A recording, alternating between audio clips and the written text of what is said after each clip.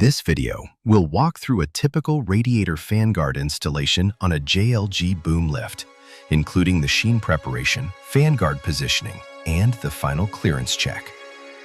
You're watching JLG University.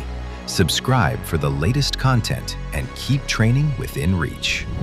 Before beginning the installation, park the machine on a firm, level surface.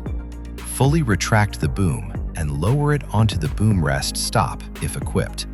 Push the emergency stop switch down to the off position and turn the key switch to the off position. Remove the key and tag the machine out of service before continuing.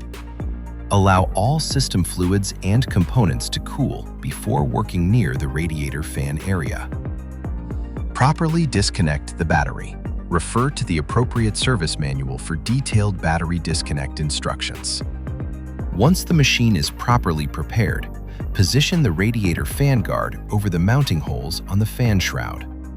Apply Loctite 242 to all bolts before installation. With the fan guard positioned correctly, install the fan guard to the shroud. Then tighten all hardware securely. Ensure clearance exists between the fan and guard. Properly reconnect the battery. From the ground controls, start the machine to verify proper operation of the engine. Once proper operation is confirmed, turn the machine off and remove the key.